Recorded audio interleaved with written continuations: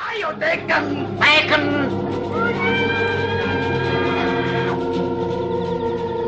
Darah itu warnanya merah, Jenderal. Seperti amarah. Darah itu merah, Jenderal. Masih ingat kan dengan kalimat ikonik itu? Kalau generasi milenial atau Gen Z merasa asing, wajar. Sebab mereka tidak mengalami dan merasakan langsung bagaimana adrenalin mereka diobok-obok selama nyaris 4 jam oleh sebuah film paling membagongkan sepanjang masa yang berjudul Pengkhianatan G30S PKI. Dan selama bertahun-tahun setiap akhir September, semua warga negara tanpa terkecuali wajib menontonnya loh. Catat, ada kata wajib di situ. Dan saya yakin channel alur film seperti IQ7 dan sejenisnya tidak akan berani mengulas alur ceritanya kalau tidak ingin channelnya kukut.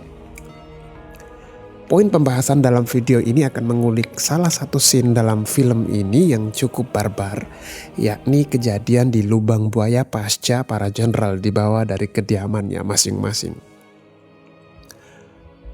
Mari kita perjelas terlebih dahulu.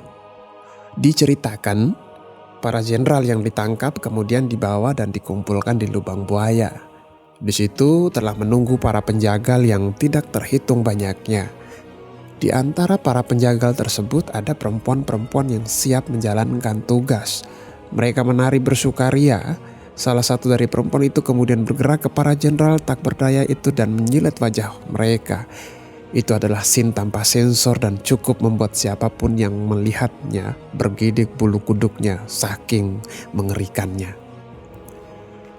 Perempuan-perempuan itu selanjutnya disebut kaum Gerwani atau Gerakan Wanita Indonesia, salah satu organisasi sayap Partai Komunis Indonesia. Dalam film tersebut, Gerwani dicitrakan sebagai perempuan yang liar dan binal serta nekat. Lantas, apakah betul Gerwani mengerikan seperti yang diceritakan di film tersebut?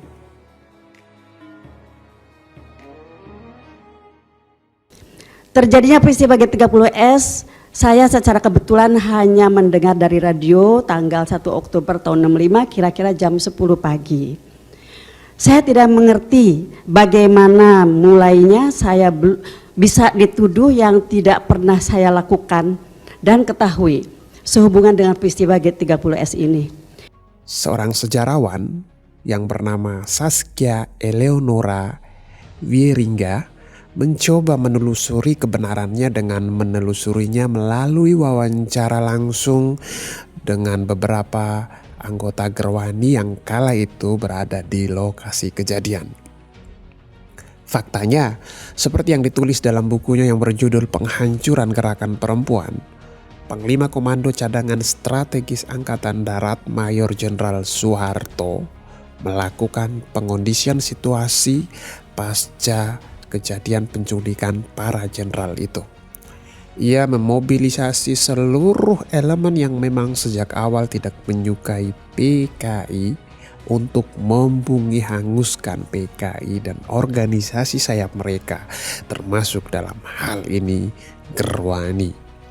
Kantor-kantor PKI dihancurkan, media pemberitaan milik PKI dibredel, termasuk afiliasinya. Di saat yang sama pula proses penangkapan pun dilakukan. Nah, disinilah titik awal bagaimana kemudian Gerwani menjadi tumbalnya. Di tahun itu, pemerintah Soekarno sedang gencar-gencarnya mengampanyekan aksi Ganyang Malaysia. Untuk memperkuat kekuatan, beberapa elemen masyarakat dari berbagai unsur dilibatkan. Dan memang PKI dan keluarga besarnya adalah pendukung terbesar Soekarno, sehingga paling antusias mengirimkan orang-orangnya, para sukarelawati ke lubang buaya untuk melakukan latihan militer. Di malam sialan itu ketika para jenderal naas digiring ke sana oleh beberapa pasukan Cakrabirawa, mereka masih belum paham apa yang sebenarnya terjadi. Baru sehari sesudah itu berita menyebar dan diketahui ada upaya melakukan kudeta oleh PKI.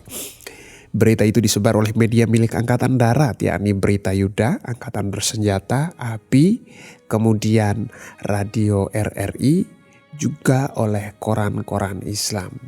Untuk RRI sendiri dalam beberapa saat dikuasai oleh pasukan Cakrabibrawa di bawah pimpinan Letnan Kolonel Untung, namun berhasil direbut oleh pasukan RPKD.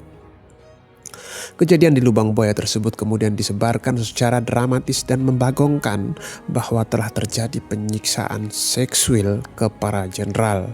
Nah, perempuan-perempuan Gerwani pun ditangkap satu persatu, disiksa, disuruh mengaku, dan seterusnya.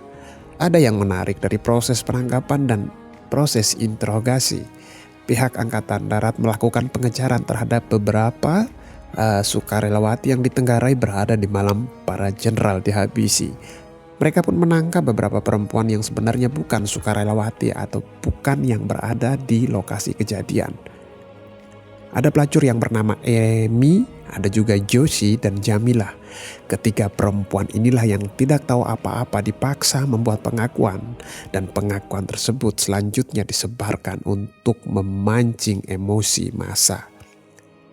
Dan saudara-saudara, scene di mana prosesi penyiletan dan tarian saat eksekusi para jenderal itu diambil berdasarkan pengakuan dari 3 perempuan tadi. Jika ada yang bertanya kenapa pihak yang bersangkutan tidak melakukan klarifikasi atau tindakan apapun itu untuk meluruskannya, jawabannya ialah selama 32 tahun kalimat darah itu merah jenderal tidak bisa diganggu-gugat. Alias ente protes, ente komunis, kelar hidup ente. Tanggapan Anda ditunggu.